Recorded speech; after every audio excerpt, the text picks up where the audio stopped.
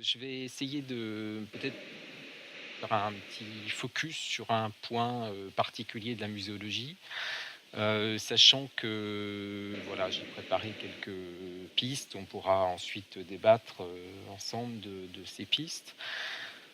Heu, alors, je me suis dit que c'était intéressant de vous parler de cet aspect de la muséologie participative, peut-être parce que, c'est quelque chose qui est j'imagine aussi ici, hein, en plein développement. On en parle beaucoup, à la fois dans les journées d'études, les colloques, ça devient une sorte de mot d'ordre chez beaucoup de professionnels, de dire: «Il faut, associer, les publics, les communautés, développer le participatif, et cetera». Et donc c'est, je dirais une tendance, hein, une tendance qui est forte ou importante depuis, quelques années, et je pense qu'elle est sans doute amenée à se développer dans les années à venir. Et je voudrais revenir, un petit peu sur les raisons donc de cette tendance-là. Sans revenir en arrière, hein, mais dire qu'évidemment, la muséologie, elle reflète l'état d'une société à un moment donné, voilà, d'une histoire. Elle est le musée en général, mais évidemment, la muséologie est également, fait des propositions du rapport avec les publics, et en fait, ça reflète sans doute un état du monde à un moment donné. Donc on a eu des musées qui ont été développés à une période plutôt dans des visées de recherche, dans des visées de documentation de collection, d'alimenter la science, la recherche, etc. On a ensuite peut-être eu un deuxième stade de la muséologie qui était davantage tourné vers des missions pédagogiques, plus grand public, hein, pas pour les apprentis savants, mais plutôt pour les scolaires, pour notamment les scolaires après la Seconde Guerre mondiale, hein, où le mot d'ordre est un petit peu d'élargir les publics pour faire une sorte de travail de démocratisation culturelle, même si on ne dit pas la chose ainsi à l'époque. C'est pas un terme qu'on utilise, mais finalement ça revient à ça. Et puis, on a, donc eu, cet élargissement avec, aussi cette découverte sociologique qu'il y avait pas un public, mais des publics, qu'il fallait travailler pour l'ensemble des publics. Et donc, dans les années, 70-80, on a, davantage une muséologie qui s'est développée en mettant en regard, ou en tout cas en focus sur les visiteurs, les publics, davantage que sur les objets, mais aussi sur les discours qu'on adressait à ces publics. Et donc ça a été un temps, ça reste un moment important, quelque chose d'important dans la muséologie, mais il me semble qu'actuellement, on voit se développer des démarches qui vont, au-delà, et qui sont plutôt, dans, la mise en avant de ces éléments pas simplement de travailler pour, ces publics, mais, de travailler avec eux. Et donc d'où cette idée de participation, de participatif. Heu, c'est Nelson Mandela qui disait, c'est une phrase que j'aime beaucoup, hein, qui a été reprise par, des acteurs, du milieu de la culture, finalement de l'éducation populaire, qui disait, «Travailler, pour les gens sans les gens, c'est travailler contre les gens». Heu, c'est une phrase qui est assez terrible, me semble-t-il, hein. J'aurais tendance à dire il faudrait l'inscrire sur tous les frontispices de nos établissements culturels. Quand vous y réfléchissez, finalement, le monde de la culture s'est développé depuis, quand même une quarantaine d'années, beaucoup pour les gens, mais très souvent sans les gens. C'est-à-dire qu'on travaillait pour eux, il y avait des experts qui désignaient, qui faisaient des propositions culturelles qui étaient, à destination de public, hein, mais très souvent sans, finalement les associer. Et donc, là, cette phrase nous dit, quand on fait ça, on travaille contre les gens. Alors c'est assez terrible parce que finalement, on peut se dire: «Est-ce que beaucoup d'institutions culturelles ne se sont pas développées, si on croit à ça?» Donc, dans ce sens-là. Alors d'ailleurs, ça a eu plusieurs, j'ai des affreuses images, mais j'ai pas changé les fonds d'images de Mac, donc du coup, en fait, on peut se demander d'ailleurs, puisqu'il y a eu toute la période des années 80 où on a travaillé effectivement pour les gens, avec tout le secteur de professionnalisation du milieu culturel, donc en général dans les musées, mais plus largement, c'était vrai aussi dans les autres secteurs de la culture, mais notamment dans les musées avec tout le développement de la professionnalisation.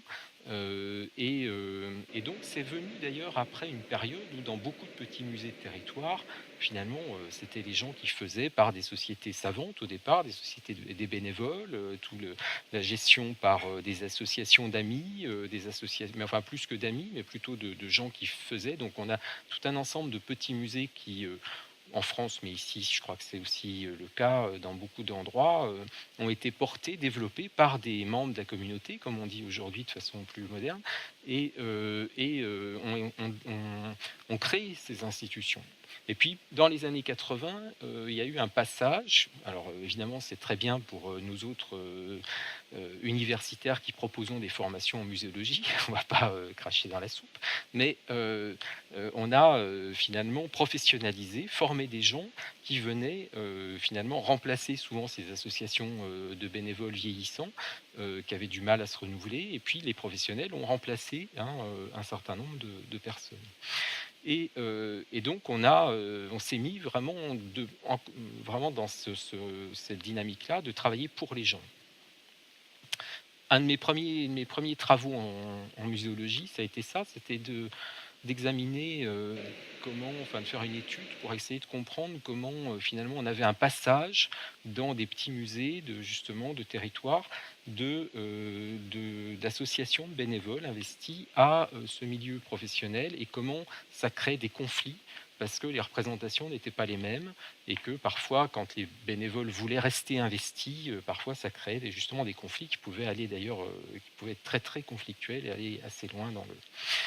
Et donc il y a eu cette dynamique-là, et puis on va dire que dans les années 2000, on a eu toute cette dynamique de travailler pour, mais dans une logique encore plus avancée, je dirais, dans la dynamique qui nous conduisait vers les industries culturelles, c'est-à-dire de travailler pour des clients, pour une clientèle, avec toute la marchandisation du secteur culturel qu'on peut connaître ou qu'on a pu voir se développer depuis les années 2000, avec les recettes du marketing, les recettes finalement de la gestion pour amener des produits culturels à des consommateurs, on va dire, ou à des clients qui consommaient des produits culturels. Et là, on va vraiment à l'excès vers ce modèle de travailler pour, dans tout ce que ça veut dire, jusqu'au point de faire de la marchandisation de la culture. Vous savez, je ne développe pas beaucoup là-dessus. Vous avez sans doute un temps d'avance par rapport à la France là-dessus, cette logique de la marchandisation de la culture, à tel point que c'est devenu évident pour un certain nombre d'acteurs de la culture aujourd'hui, alors de raisonner en termes de clientèle, alors que c'était quelque chose qui faisait bondir il y a encore une vingtaine d'années. Mais voilà, donc on a eu cette logique-là de la culture comme un bien de consommation. Et donc là, on est complètement à l'excès vers le modèle de gens qui pensent des choses pour des clients qui les consomment.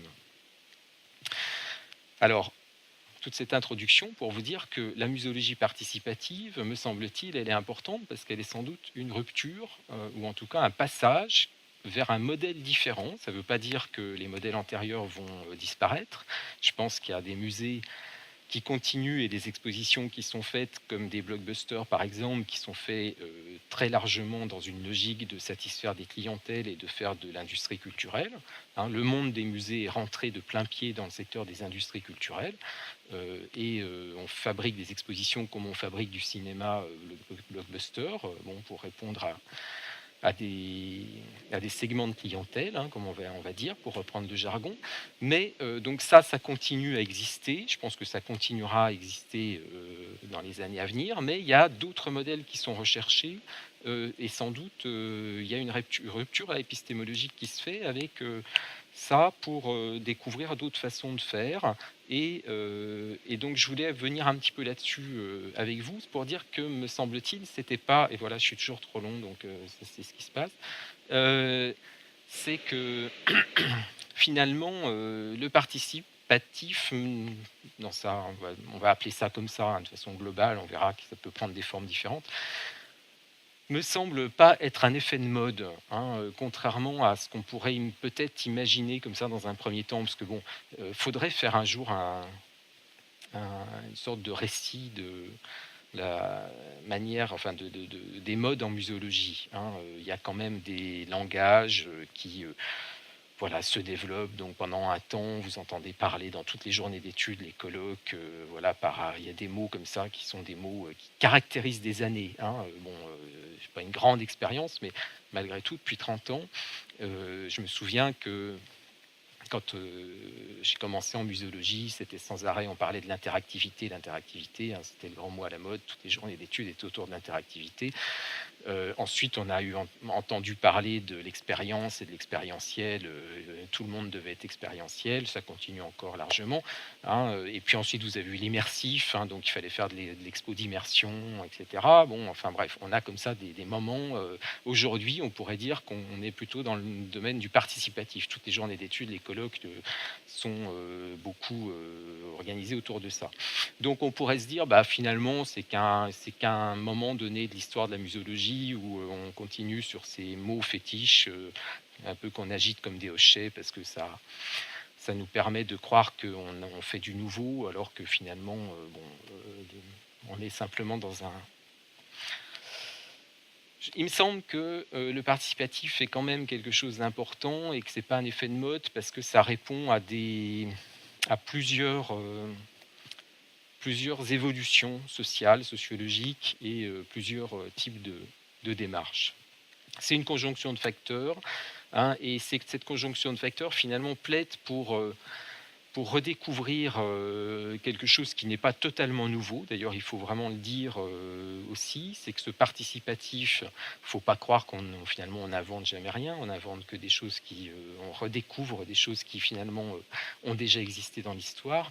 Ce participatif, finalement, il existait largement dans les années 70 et notamment, il avait été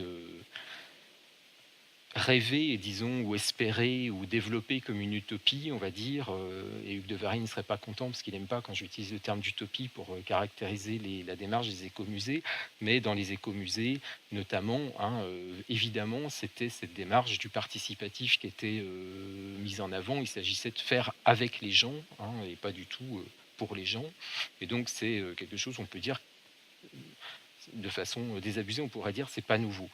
C'était le mot d'ordre de l'action culturelle en général, et puis de la logique de l'éducation populaire, contrairement à ce qu'était la logique du ministère de la Culture, si on revient en France, hein, la logique partagée largement par le ministère de la Culture, de faire pour les gens, justement. Et donc, mais c'est donc des raisons, enfin c'est des choses anciennes, mais qu'on redécouvre, et qu'on redécouvre peut-être pour d'autres raisons aujourd'hui, et qui nous permettent finalement de peut-être aussi dépasser un certain nombre de crises qui sont flagrantes, de plus en plus évidentes, prégnantes dans notre monde. Et c'est peut-être aussi une réponse pour dépasser, en tout cas résorber un certain nombre de crises qui se posent à nous, d'épuisement aussi qu'on ressent dans le secteur culturel face à cette dynamique que je décrivais rapidement tout de suite, hein, qui s'est développé depuis 30 ans. Et donc, c'est d'autres potentialités aussi qui nous sont offertes pour peut-être, en tout cas je l'espère, et ça c'est mon point de vue optimiste, et Dieu sait si c'est rare, parce que je ne suis pas quelqu'un de très optimiste habituellement. Et donc, mais du coup, je pense que là, il y a peut-être quelque chose qui joue, qui peut, en tout cas, nous donner à espérer qu'on puisse découvrir des nouvelles formes, enfin voilà, de nouveaux développements pour la muséologie, les secteurs des musées, mais aussi plus largement pour la culture et peut-être allons-y carrément pour la société de demain et qu'on a envie de fabriquer pour les citoyens. Alors, j'arrête de faire des introductions. Sur les raisons, hein, la première des raisons qui me semble intéressante ou qu'on peut je vais évoquer des raisons qui n'ont pas forcément a priori à voir entre elles, hein, et mais qui me semblent être des conjonctions de facteurs. Une des raisons, on peut déjà la trouver dans les démarches des artistes, hein. La démarche des artistes, finalement, si on est dans la muséologie de l'art, et de l'art contemporain, on s'aperçoit que, on a de plus en plus des démarches d'artistes qui visent à, plaider pour l'implication, pour le travail, où, l'œuvre artistique n'est, finalement, pleinement actualisée ou réalisée que si on s'y adonne et que si on participe au fait de s'en emparer. Alors, vous allez me dire, c'était le cas avec déjà Tinguely, hein, quand on devait appuyer sur un bouton qui mettait la machine en mouvement. Bon, il fallait que le visiteur fasse quelque chose. Mais je dirais que cette montée en puissance de la contemplation vers l'action, elle est vraie tout au long du XXe siècle, mais elle est de plus en plus flagrante et prégnante. Des œuvres d'art contemporain des musées, dans les musées d'art contemporain, alors toutes les œuvres sont pas comme ça, hein, bien sûr, mais on a quand même de plus en plus d'œuvres où il faut mettre le visiteur en action, où c'est finalement le visiteur qui finit l'œuvre, hein. Il finit l'œuvre parce qu'il y participe et c'est son action qui fait que l'on... Alors le palais de Tokyo que je mettais là en image, hein, évidemment, c'est pour faire un clin d'œil puisque c'est un lieu où on va beaucoup explorer ces formes-là. Mais je dirais que même déjà dans la performance, hein, la performance, souvent, elle est parce elle vit une interaction avec un public in situ, en direct, qu'il y a une réaction du public, qu'on provoque le public, enfin, etc. Donc déjà dans les performances, il y a déjà ça, mais aussi dans un certain nombre de dispositifs plus impliquants où il faut, je sais pas, monter. Euh, je sais pas, la Tête Galerie, par exemple. La Tête Moderne avait fait une, par exemple, un dispositif d'un grand toboggan de cet artiste allemand qui faisait qu'on faisait du toboggan dans la Tête Moderne, hein, où j'ai eu des expos sur la danse à Düsseldorf où on faisait de la balançoire, enfin, etc. Bon, si le visiteur ne joue pas le jeu, l'œuvre finalement ne fonctionne pas, hein. C'est parce que vous allez jouer le jeu de vous y impliquer ou de vous en emparer que, et puis évidemment c'est encore plus vrai quand on est sur des œuvres qui sont simplement des dispositifs dont on nous donne le mode d'emploi et qu'il faut réaliser par soi-même pour que l'œuvre existe, hein. Donc ça, encore une fois, je ne vais pas développer ces exemples, mais il y en a beaucoup. Finalement, c'est pas nouveau non plus, hein. On peut dire que déjà chez les surréalistes dans les années 30, on avait cette envie-là, c'est-à-dire qu'il y a toujours eu une envie ou une critique des artistes de l'art un peu qui rendait passif, et donc d'avoir envie de mettre le spectateur ou le visiteur en mouvement, en éveil, en réaction, en interaction. Et donc ça vient de loin, je dirais, dans le XXe siècle, mais notamment chez les surréalistes. Je mettais les surréalistes, alors j'ai mis des mots comme ça ne veut rien dire, donc pour vous, mais euh, euh, la lampe torche, pourquoi? Parce qu'en fait, voilà, il y a par exemple ces expositions que les surréalistes proposent dans les années 30, qui sont très, très modernes, hein, où vous visitez avec une lampe torche et vous vous déplacez dans le noir et vous découvrez les œuvres avec une lampe torche. Euh, donc d'ailleurs, les surréalistes s'amusent c'est eux-mêmes qui montent ces expos, qui les proposent dans des galeries évidemment alternatives à l'époque, etc. C'est pas dans l'institution légitime où qu'on accueille ça, hein. On est dans des démarches d'avant-garde, etc. Et donc cette histoire de visiter à la lampe torche, c'est marrant parce qu'on le redécouvre plus récemment. Je pense à une exposition, par exemple, au Pompidou-Metz, il y a quelques années, où ils avaient accroché les photographies du FRAC Lorraine, et pareil, on vous distribuait des lampes torches à l'entrée, et vous visitiez dans le noir à la lampe torche pour bon, vous allez me dire, un petit peu bizarroïde, puisqu'on voit très mal les photos, en fait, mais ce qui est important là-dedans, c'est que vous êtes sollicité à vivre une expérience, hein, pour le coup, singulière, où vous êtes acteur et où vous choisissez, où vous développez une interaction plus grande avec ce qui est proposé que simplement de voir une expo photo. Bon, donc cette idée-là que le Centre Pompidou inaugure, mais en fait, on peut retrouver d'autres, évidemment, ça a été fait beaucoup, notamment pour ce qu'on a les nuits des musées, hein, où on visite, alors on fait plus des visites au flambeau, parce que ça serait un peu dangereux, mais des visites avec les lampes torches, bon, ça s'est fait dans plein de musées, bon, etc. Donc on est un peu sur ce registre-là. C'est amusant de savoir que c'est finalement les surréalistes qui inventent ça. Comme ils inventent d'ailleurs la scénographie, hein, la scénographie, parce que bon, alors c'est compliqué la scénographie de savoir l'histoire de la scénographie, où est-ce que ça commence, est-ce que quand c'est encore l'époque sous Louis XIV où du tapissier du roi qui décore les salons pour pouvoir exposer les tableaux, est-ce qu'on est déjà dans la scénographie ou pas, hein, bon, je pense qu'on est vraiment dans des choses rudimentaires quand même si on travaille beaucoup l'éclairage, etc. à l'époque déjà. Mais en fait, on va progressivement, on voit bien quand même dans l'histoire de la muséologie une montée en puissance de la scénographie, de l'importance de la scénographie en tant que telle. Et là encore, les surréalistes, finalement, sont les premiers à avoir des expositions où ils présentent des œuvres dans lequel finalement, de façon très moderne, on peut dire que c'est l'expérience du visiteur et son implication qui est le bonus ou qui est important en fait. Et c'est pas tant les œuvres qui sont présentées que la façon dont on va vivre l'expérience de visite. Et ça me paraît tout à fait moderne dans l'histoire, enfin dans la muséologie, c'est-à-dire de montrer qu'une exposition, c'est pas simplement une addition d'œuvres, mais que c'est bien ce qui est le- plus que cela, hein, plus que la somme des parties, comme je dis souvent, c'est-à-dire que c'est justement ce supplément qui fait exposition ou qui fait la réalité de l'exposition. C'est pas simplement l'addition des expos, hein, au sens muséologique du terme, c'est-à-dire des choses qui sont convoquées dedans.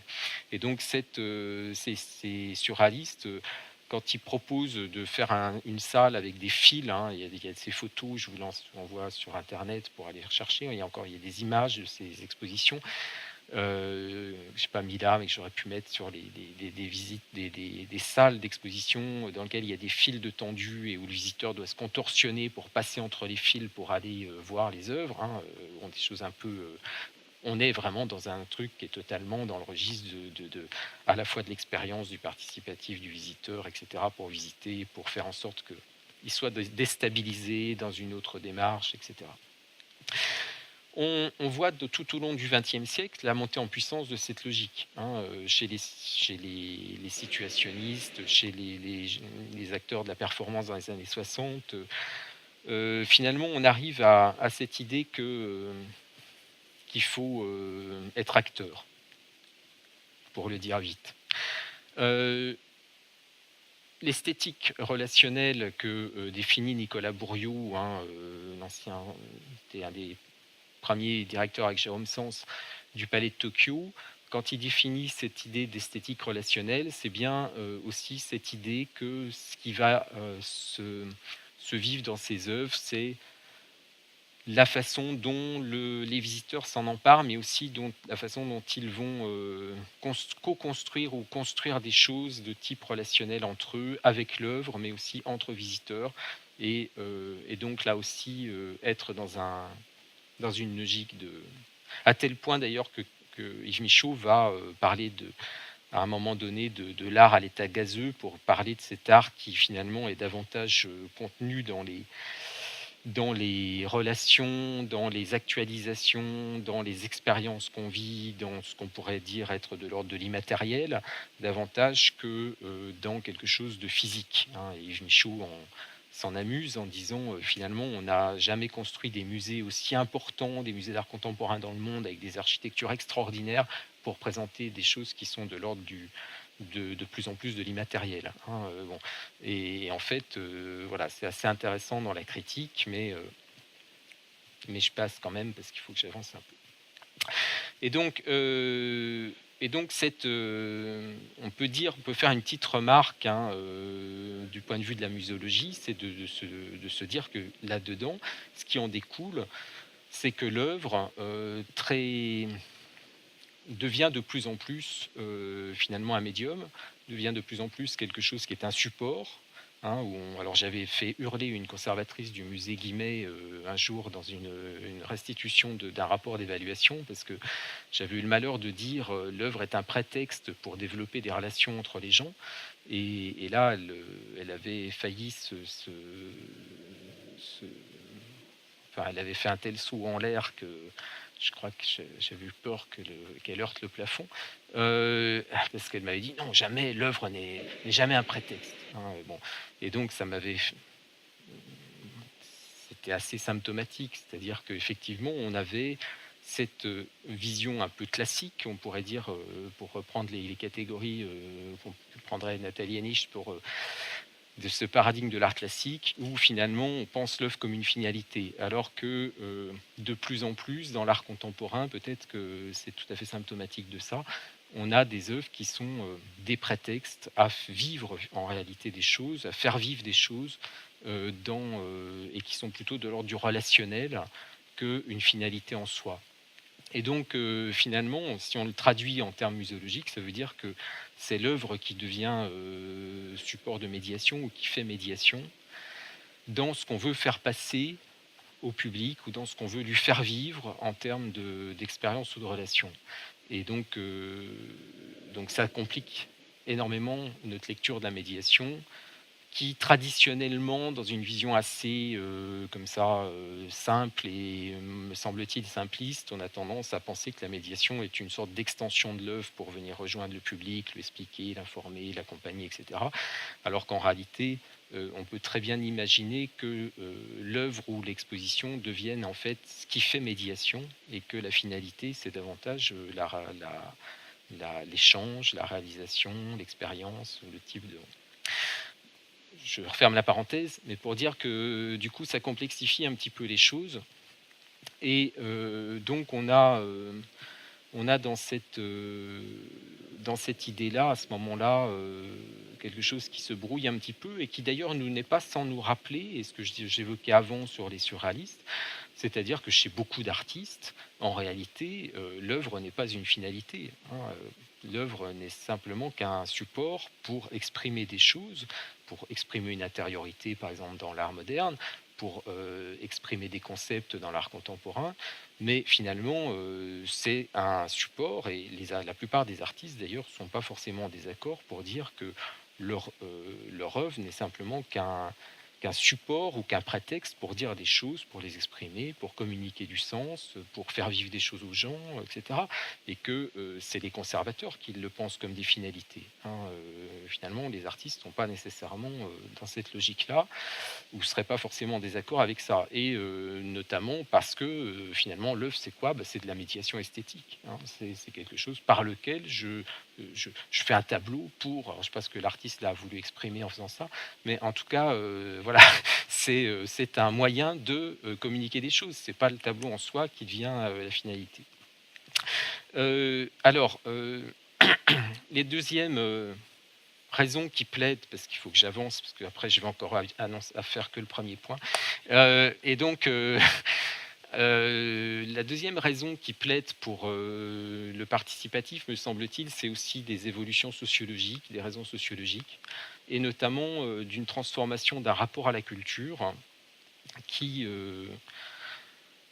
qui sans doute voilà, est de moins en moins quelque chose qui est considéré comme transcendant, descendant, et de façon un petit peu sacralisée.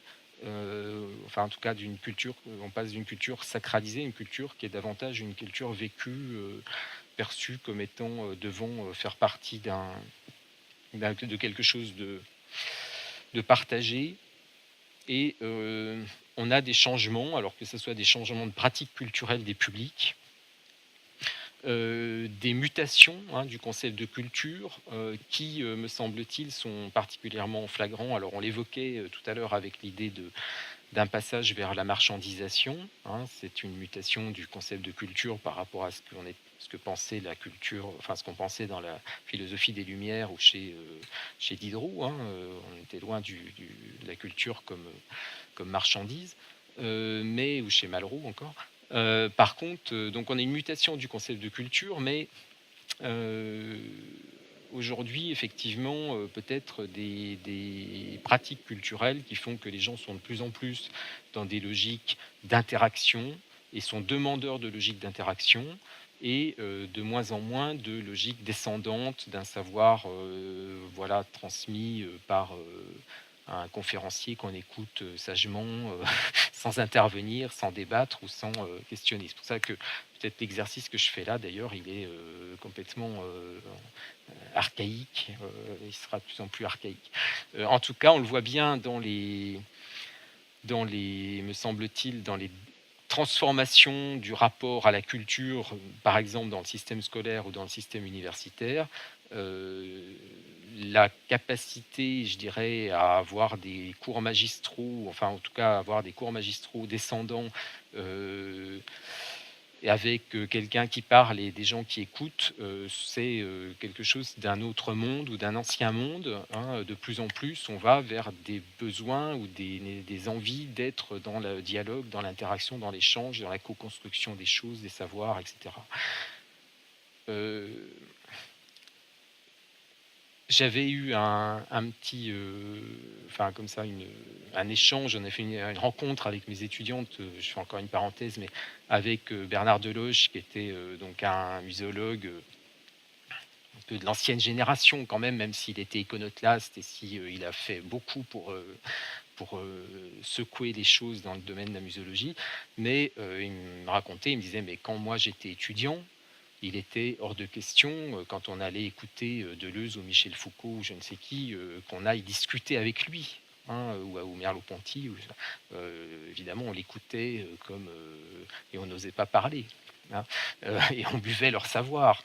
Bon, aujourd'hui, on voit bien que ces cours-là, à l'université, c'est quand même de plus en plus difficile, que les étudiants, au bout d'une demi-heure où vous parlez, ils tiennent plus en place et il faut leur laisser la parole, échanger, et cetera. J'exagère un peu, mais on est un peu quand même dans cette évolution-là. Et donc on a une mutation de la façon d'un rapport au savoir ou d'un rapport à la co-construction des savoirs qui se met en place, qui est de plus en plus évident. Je dirais que vous avez plutôt un temps d'avance, me semble-t-il, au Québec là-dessus par rapport au système universitaire français, mais quand même, on voit bien que c'est général. Il y a une sorte de transformation de la façon dont on envisage la transmission. Alors, je reviens à mes idées du rapport à la culture dans le monde des musées. C'est pas différent, c'est-à-dire que, et notamment puisqu'on apprend comme ça à l'école et à l'université, bah, ça va être de plus en plus difficile d'aller au musée et d'écouter sagement des gens, des experts qui nous parlent et qui nous font la leçon, entre guillemets, sur ce qu'il faut penser d'eux, hein. Et donc, je pense que là, la mutation ou la transformation des institutions culturelles, elle est aussi générée par ce système plus large d'une évolution ou d'un rapport à la culture qui change et au savoir qui change. Et puis évidemment, c'est lié à une montée en puissance d'une envie ou d'une volonté, on pourrait dire démocratique, du rapport, à la connaissance ou au savoir, puisque, il s'agit finalement de le partager. Et donc cette crise du secteur culturel ou de la représentativité ou de la légitimité, me semble-t-il, c'est aussi quelque chose qui vient en fond de scène pour témoigner de ça, donc de faire en sorte que l'accès, hein, finalement, soit différent. Je dirais que pour résumer tout ça, c'est peut-être de se dire que la culture est de plus en plus pensée comme quelque chose qu'on doit faire, et les cultures qui nous appartient et celles qu'on réalise ensemble ou qu'on construit, et pas celles finalement qu'on hérite ou qui nous est transmise de façon un petit peu descendante. Et donc ça a des conséquences, me semble-t-il, aussi sur la notion de patrimoine, parce que ce patrimoine qu'on a souvent pensé comme étant quelque chose qui était un peu transmis, que les experts décidaient, par exemple, en nous disant ça, c'est des monuments importants, ça, c'est des choses qui sont.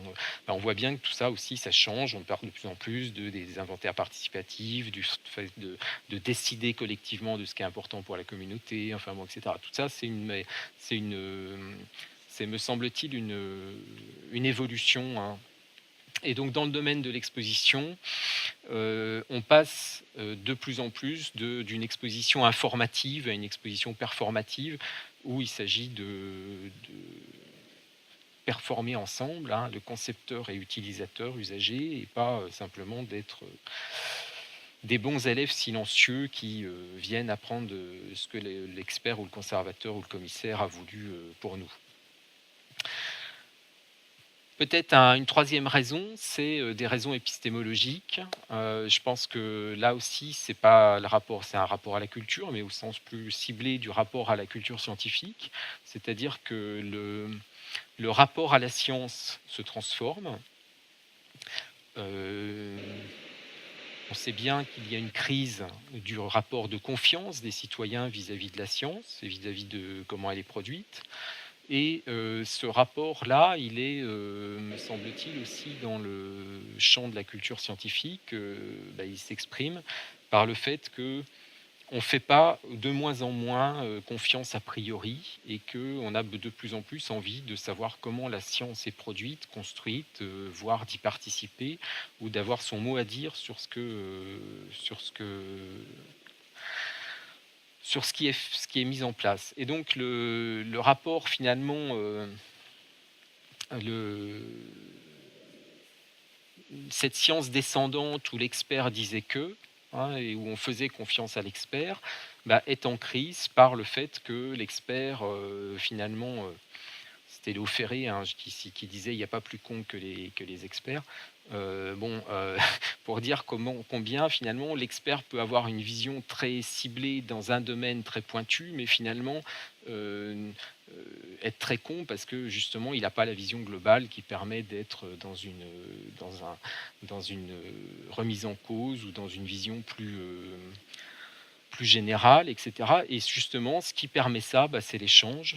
C'est le fait qu'il n'y ait pas simplement un expert qui nous dise que, mais qu'il y ait des confrontations, peut-être d'experts, mais aussi des confrontations avec des groupes de citoyens constitués, des associations qui se spécialisent sur telle ou telle chose, etc. Et donc la science doit être de plus en plus partagée et moins descendante, et à tel point que se développent donc ce qu'on appelle les sciences participatives ou les sciences citoyennes. Finalement, c'est là aussi la co-construction de la science avec les citoyens.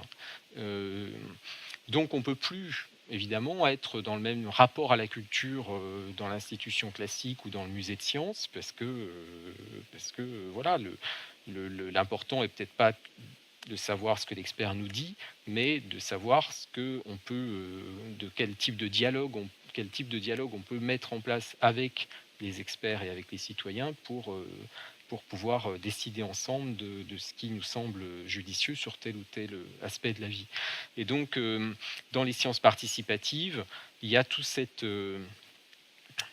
raison, ce développement, hein, des appels à contribution qui se font pour demander au public de venir apporter des données d'information qui vont nourrir les chercheurs dans leur réflexion et dans leur capacité aussi à produire de la connaissance. Et ça me paraît tout à fait intéressant parce que ça change aussi le rapport entre le pôle de production des connaissances et le pôle, on va dire, de la réception par les publics. Hein, on n'est plus d'un côté des producteurs et de l'autre côté, on va dire des consommateurs de la science ou des gens ou des élèves, mais on n'est plus d'un côté dans les institutions de sciences du côté de la production, par exemple de l'exposition avec les experts, et de l'autre du côté des publics et de la médiation.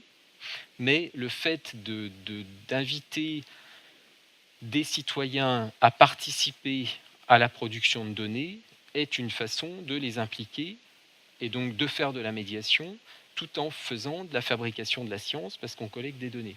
Alors, ça peut paraître abstrait ce que je vous dis là, mais les muséums d'histoire naturelle le font beaucoup avec, par exemple, des appels à citoyens pour collecter telle ou telle donnée sur une espèce animale, végétale, sur des choses qui sont donc à leur portée. Évidemment aussi, Si on, c'était, évidemment, un des exemples célèbres de ça, c'est ce qu'avait fait l'Insectarium à Montréal, hein, au début des années 90 avec, le papillon monarque, en invitant, Joanne Landry, hein, qui avait écrit là-dessus, qui invitait les citoyens à, mmh, à, à dire finalement, enfin à faire remonter des informations sur les papillons qui étaient dans leur jardin, ou dans leur, environnement ou leur proximité, et qui permettait de collecter là où il y avait des papillons dans différents territoires, dans le territoire du Québec.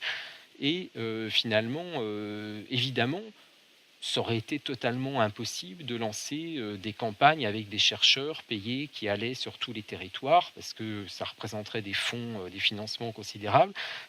Et alors que là, c'est finalement l'appel à la population qui permet de nourrir ça. Alors ça s'est vraiment développé. Aujourd'hui, il y a des programmes de sciences citoyennes dans les muséums. Le Muséum de Paris en fait beaucoup. Gens que, je sais pas, je pense qu'on pourrait en citer beaucoup, hein, mais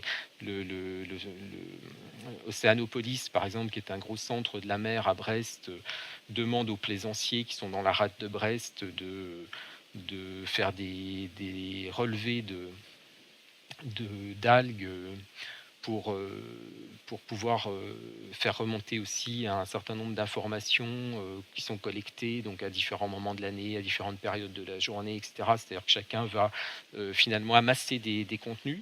Et puis, bah, du coup, ça permet aux scientifiques d'avoir des grandes masses collectées. Mais évidemment, ça permet aussi au public d'être hyper sensibilisé, parce que vous imaginez que si vous participez à ça, bah, après, vous êtes plus attentif aux résultats, vous êtes plus attentif à ce que fait l'institution, vous avez l'impression d'avoir participé aussi à l'utilité d'un développement de recherche pour l'institution, enfin, etc.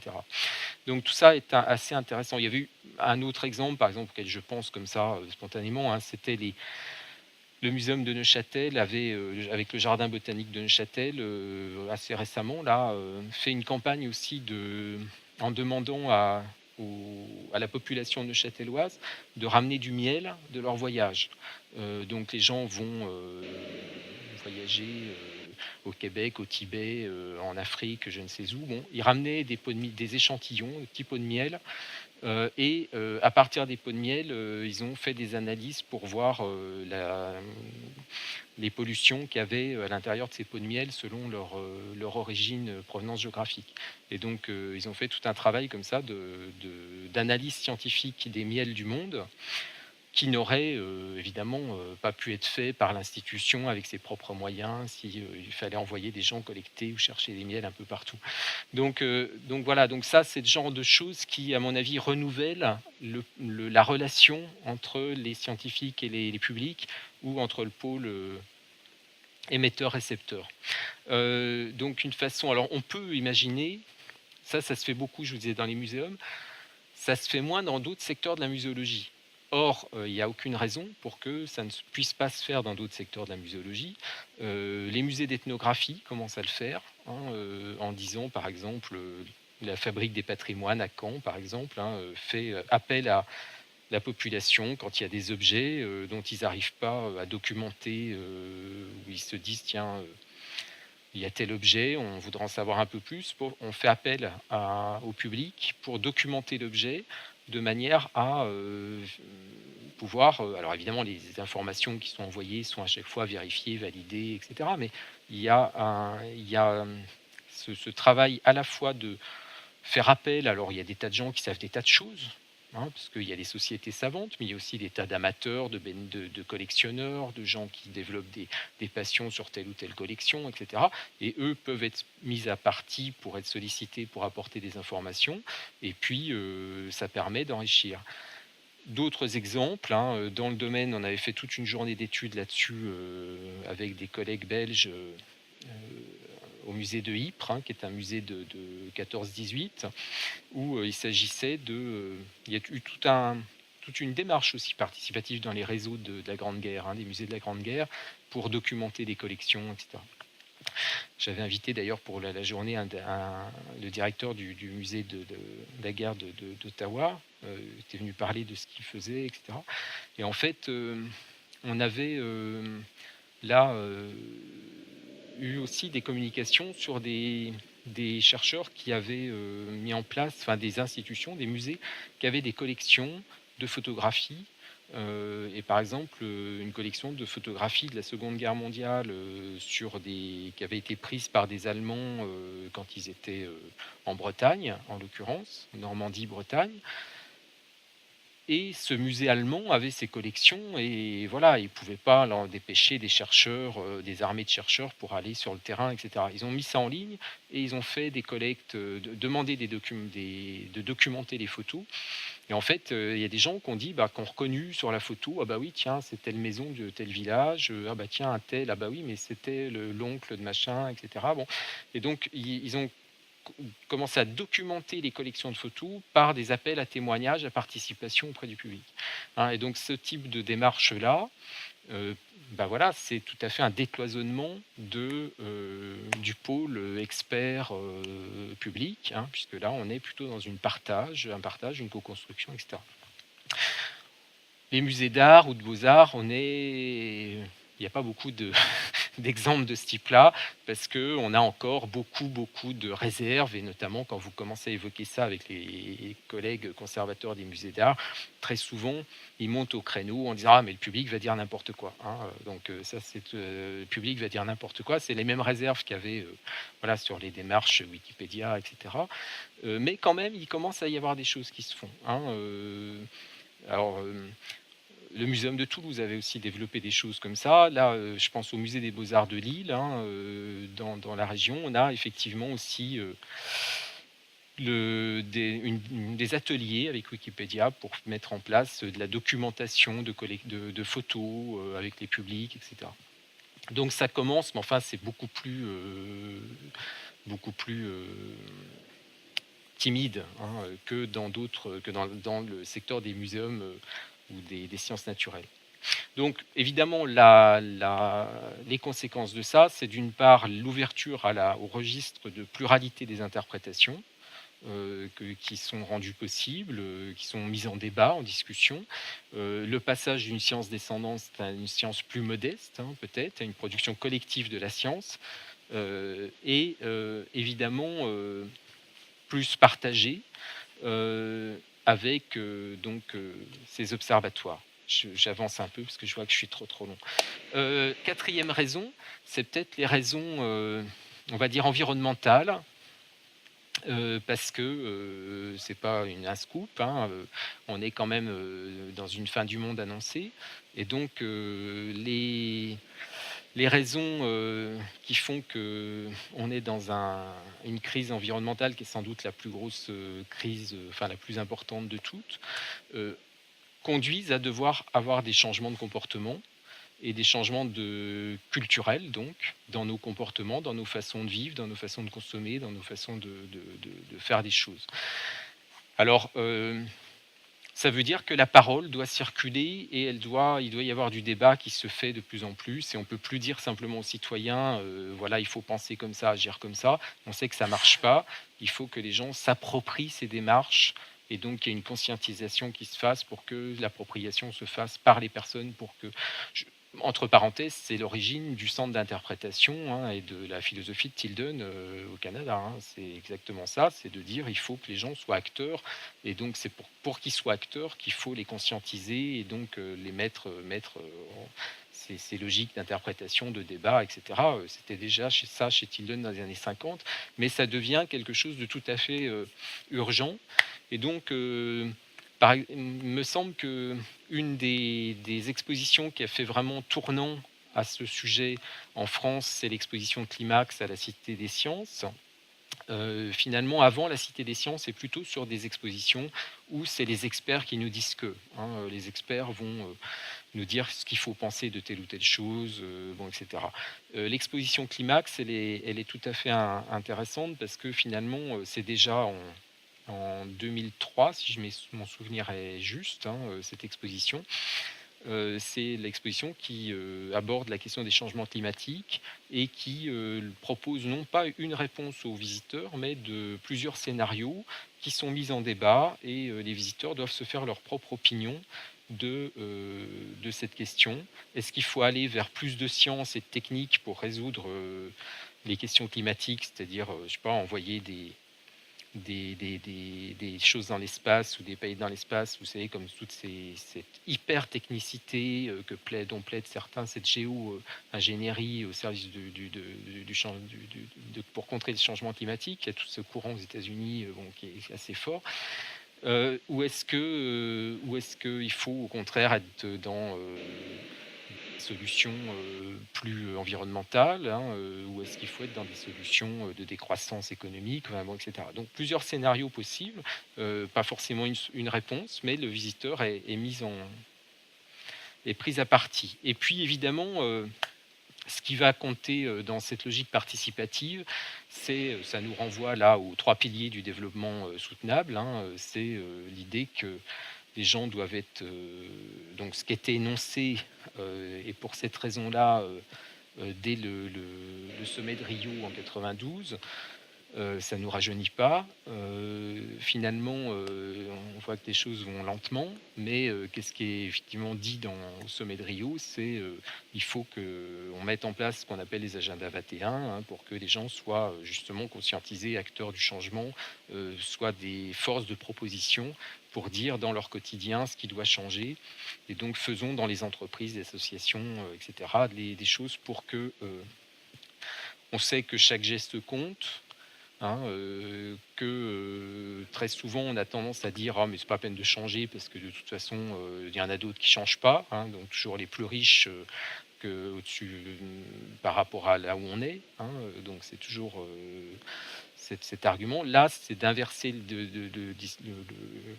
le raisonnement en disant finalement il faut que les personnes soient acteurs, parce que tous les gestes et même les petits gestes comptent. C'est l'histoire du colibri de Pierre Rabhi. Finalement, il n'y a pas de petits gestes et c'est parce qu'il y a des tas de petits gestes accumulés que ça fait des changements importants. Donc on le sait aujourd'hui du point de vue de la consommation, que le changement il passe sans doute par le pouvoir, il est avant tout aujourd'hui auprès des consommateurs. Mais, et donc là encore, qu'est-ce que c'est? C'est une logique participative, contributive, qui est plus globale, qui est plus générale, qui est donc sociétale. Alors vous allez dire, il est loin de la muséologie. Bah, non, je pense que justement, ça s'inscrit là-dedans, dans cette dynamique-là, dans ce processus-là, qui permet d'expliquer que, même si on peut avoir tendance à penser que ça va trop doucement, mais n'empêche que la muséologie, finalement, reflète cette dynamique-là, qui est, me semble-t-il, une lame de fond. Et puis, peut-être qu'il y a une question qu'il faudrait quand même davantage se poser, qu'on ne dit pas assez, c'est que si le secteur culturel, et notamment le musée, mais le secteur culturel en général, est un lieu d'éducation, comme on n'arrête pas de se le répéter et d'en faire les gorges chaudes dans toutes les journées et dans tous les colloques de l'UNESCO et des comités de muséologie. Finalement, si c'est un lieu d'exemplarité et d'éducation, il a peut-être une responsabilité particulière dans ce domaine, et que ça devrait, alors l'université aussi, vous allez me dire, mais ça devrait peut-être être le lieu où le changement se fait et pionnier. Finalement, il est quand même assez extraordinaire de se dire que le musée se pense comme un lieu d'éducation et d'exemplarité et ne soit pas le premier à faire le changement qui s'impose par rapport à des modes de gestion, des modes de consommation, des façons de fonctionner. Alors ça peut être à différents niveaux, ça peut être, Yves était venu d'ailleurs à un colloque pour faire la synthèse d'un colloque que j'avais organisé à Dijon sur musée et développement durable. L'idée était effectivement de penser qu'est-ce qu'on peut changer en termes de gestion des établissements, mais aussi peut-être de gestion interne, de management du personnel, parce que tout ça, ça a aussi des liens. Est-ce qu'on travaille plus de façon horizontale, moins verticale? Enfin, bon, ça fait partie aussi des changements, des mentalités. Et puis évidemment, pour le visiteur. Alors, est-ce qu'on fait de l'éco-design pour concevoir les expositions? Qu'est-ce qu'on fait des expositions quand elles sont en fin de vie, vraiment, etc. Est-ce qu'on utilise des matériaux durables? Mais aussi, évidemment, dans la gestion pour le visiteur. Moi, je suis quand même assez frappé d'aller dans les institutions culturelles aujourd'hui et de voir qu'on délègue, par exemple, on fait une délégation de services pour la restauration, tout simplement, la cafétéria, et que dans la plupart des lieux, on ne trie pas les déchets. Alors bon, vous allez me dire, oui, mais bon, comme partout. Il y a la plupart du temps, hein, dans beaucoup d'endroits de restauration, on ne trie pas les déchets. Bah oui, mais sauf qu'on est dans un musée qui est un lieu, soi-disant, d'exemplarité. Donc on devrait être d'autant plus attentif à ce type de détails, qu'on ne l'est. Je passe vite parce que je vois que vous regardez votre montre et vous dites: «Oh là là». Les raisons, culturelles, hein, finalement un rapport qui doit se réinventer, un rapport à la culture, parce que, finalement, on passe donc de cette logique que j'évoquais tout à l'heure, donc je vais aller plus vite, hein, de consommateur à acteur, où on retrouve peut-être les questions d'action culturelle, d'éducation populaire, mais aussi qui sont très liées au droit culturel, au fait que les communautés doivent décider de leur propre destin, etc. Et donc tout ça aussi plaide pour davantage du participatif dans les sites.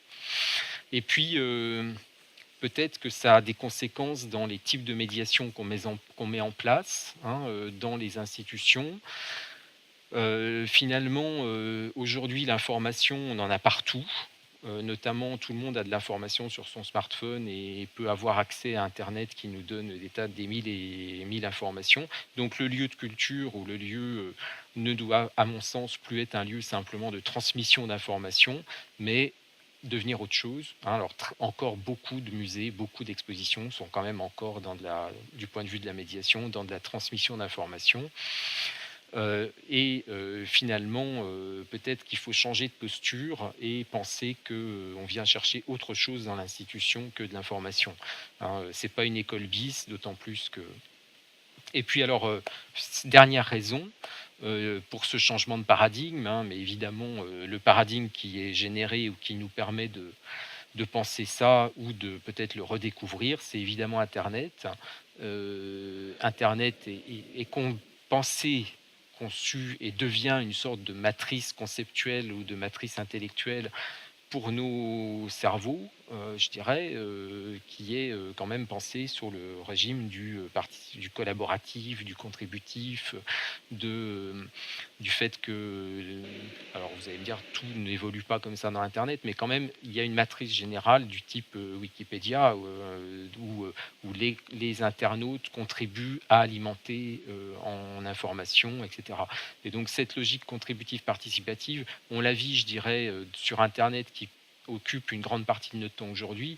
Et donc, c'est une matrice conceptuelle, à mon avis, qui est appelée à se développer. Bon, j'ai mis une image de Muséomix on pourra revenir là-dessus, hein, mais pour dire que des publics acteurs, donc, et là encore, hein, dans les musées, on a beaucoup de réserves, par exemple sur les modèles Wikipédia, en disant oui, mais c'est n'importe quoi, etc. Ça va générer de la fausse information. Bon, et donc on a toujours ce pouvoir d'expertise ou de l'expert qui veut pas partager son expertise ou son pouvoir, hein, je dirais d'une certaine façon, alors que, finalement, les choses montrent qu'il n'y a pas plus d'erreurs dans Wikipédia que dans d'autres encyclopédies. Finalement, il y en a peut-être moins. Il y a des dispositifs d'intelligence collective qui sont mis à contribution. Il y a des choses qui font que finalement, on peut aller peut-être plus loin, voire corriger des erreurs davantage qu'on ne le fait dans des formes plus classiques. Et donc peut-être que ça aussi, toute cette logique-là, je finirai là-dessus, mais c'est des choses qui nous amènent à développer des nouveaux métiers, hein, dans les musées. Donc là, c'est plutôt une petite question par rapport aux professionnels et aux futurs professionnels et aux formations qui conduisent à penser les métiers de demain, hein. Peut-être que toutes ces raisons font que il faut former des médiateurs autrement, il faut former des conservateurs autrement, mais ça c'est une autre histoire, c'est plus compliqué, en tout cas en France. Euh, il faut former des gens qui vont s'occuper de développer ça, et donc et y compris les métiers de muséographe ou de scénographe, ont, peut-être de plus en plus, vont de plus en plus être amenés, enfin le muséographe ça me paraît évident, mais d'être dans un partage et dans une co-construction et une co-définition des choses.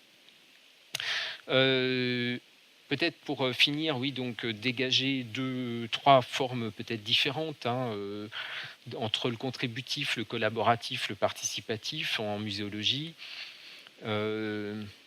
J'ai essayé de distinguer ces trois niveaux parce que en fait, c'est des niveaux d'implication différents.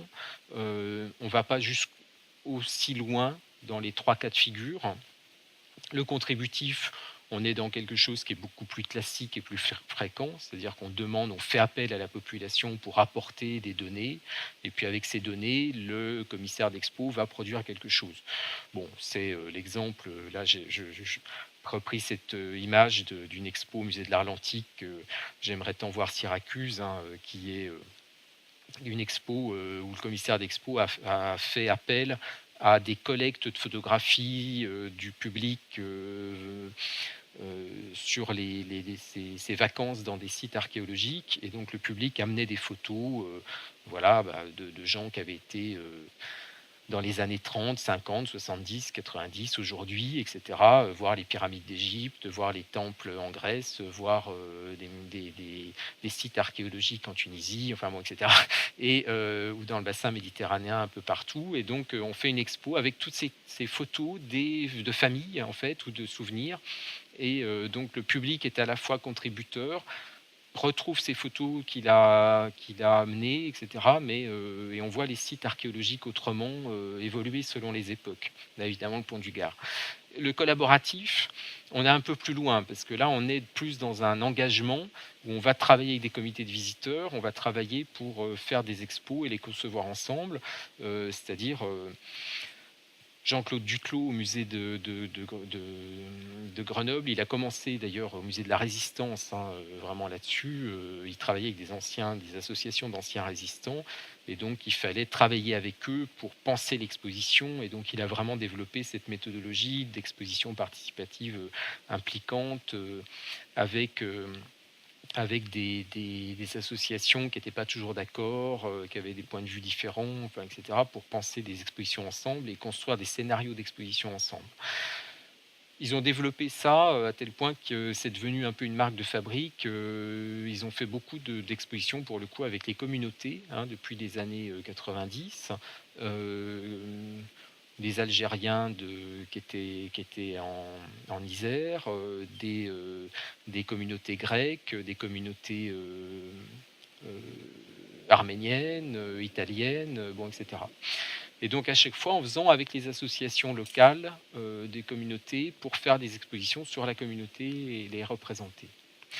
Je passe vite là-dessus. Il y a eu Jean-Claude Duclos a publié d'ailleurs là-dessus, et puis il a vraiment et puis en plus ma batterie est faible, donc il faut que je me dépêche.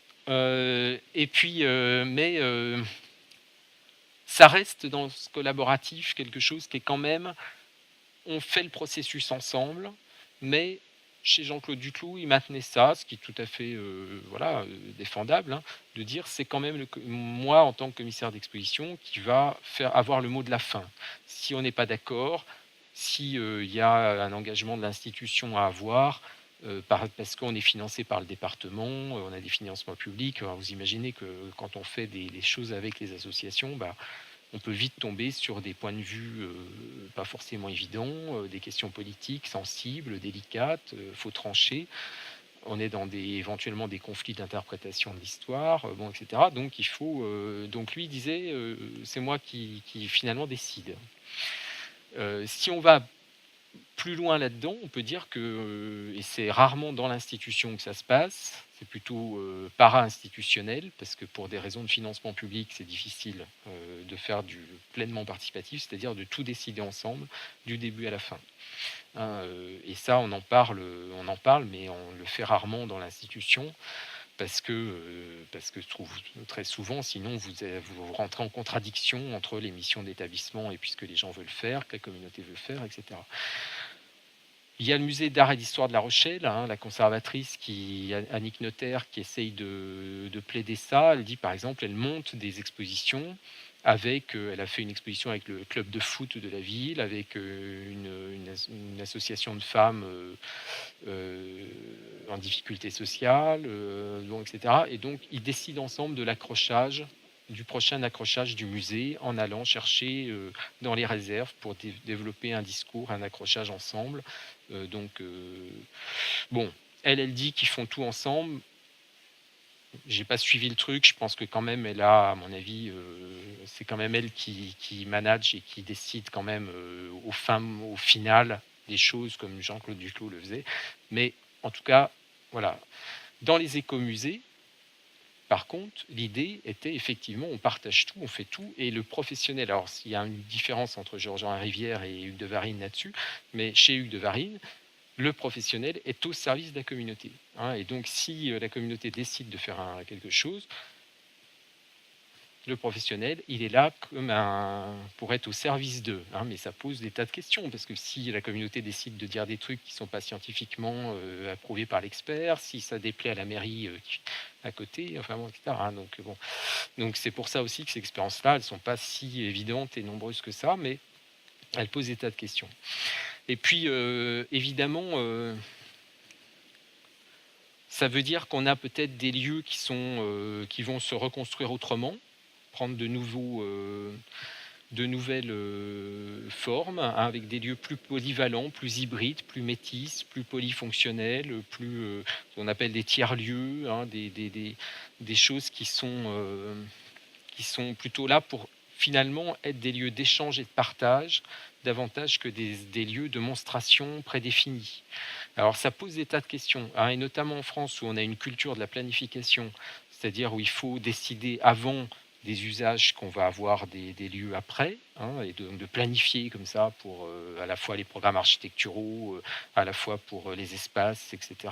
Si vous êtes dans quelque chose qui est plus mobile, où vous dites on va faire des lieux, mais on ne sait pas exactement comment on va les utiliser, parce que ça va dépendre des opportunités, ça va dépendre des demandes, des usages sociaux qui vont se définir, etc. Ça pose des questions, y compris architecturales, y compris dans les processus de gestion de développement de travaux, de projets, etc. Alors j'avais essayé de proposer cette notion de plateau de potentialité pour essayer d'exprimer ça, c'est-à-dire que on a un plateau nu, alors je mis la photo de l'Imaginarium à Tourcoing, qui est un peu ça. Ils ont ouvert un lieu où vous avez des plateaux, il n'y a rien dedans, et l'idée, c'est ces plateaux, on va les investir avec des gens qui veulent venir, des associations qui veulent venir co-construire des trucs avec nous, etc. Mais ça veut dire qu'on ouvre le lieu, a priori, comme un plateau de potentialité, un plateau vide qu'on va... Alors, de plus en plus de lieux culturels sont pensés comme ça, et notamment dans le domaine de ce qu'on a appelé les friches culturelles, les lieux alternatifs, les lieux, tous ces nouveaux lieux un peu hybrides, etc. On n'en fait pas forcément directement un théâtre, un musée, une expo qu'on va prédéfinir, où les experts vont dire tiens, on va exposer ça, ça, ça, mais on essaye de penser des choses qui vont pouvoir se développer en fonction des collaborations, des partenariats. Il y a des lieux, c'est plutôt des choses qui sont para-institutionnelles, où c'est des nouveaux lieux, notamment des friches industrielles qu'on convertit en lieux culturels, etc. Des musées qui sont vraiment dans cette logique-là, de se transformer dans cette logique-là, il n'y en a pas encore beaucoup, mais quand même, si on veut citer, j'étais ce week-end très impressionné par le tournant pris par le Musée des Beaux-Arts de Montréal. Le Musée des Beaux-Arts de Montréal, quelque part, moi, je trouve très impressionnant. Cette institution, on va dire, de troisième génération, où il s'agit plus, vous savez, dans les musées de deuxième génération, on a dit qu'il faut avoir des ateliers, il faut avoir des espaces pédagogiques, il faut avoir des auditoriums, il faut avoir des choses comme ça. Donc chacun avait un auditorium, 2 ateliers, etc. Là, troisième génération, qu'est-ce qui se passe? Le Musée des Beaux-Arts de Montréal, vous avez la moitié des espaces qui sont consacrés à des espaces vides, finalement, qu'on va venir occuper en fonction du projet avec telle association, avec tel truc, et on développe des choses avec des communautés ou des gens qui, des associations liées à des gens qui ont soit des problèmes de santé, des problèmes de handicap, etc., et qui vont venir investir les lieux pour avoir des ateliers de création, des ateliers de performance, des ateliers de développement de personnel, de développement de soi, etc. Et ça, c'est tout à fait emblématique, je dirais, de ces nouvelles formes d'institutions culturelles. Encore une fois, il n'y a pas beaucoup de lieux institutionnels classiques qui prennent ce tournant-là, mais on commence à voir ça. Donc, Musée des Beaux-Arts de Montréal, je parlais du Palais des Beaux-Arts de Lille, il y a un petit peu cette volonté-là aussi, d'aller vers ça. Et puis, donc, voilà, et ça, donc des lieux inventés ensemble. Voilà, je vous remercie, je vais finir là, sur cette petite petit clin d'œil pour l'établissement scolaire ou muséal ou tout ce que vous voulez. Voilà, je vous remercie.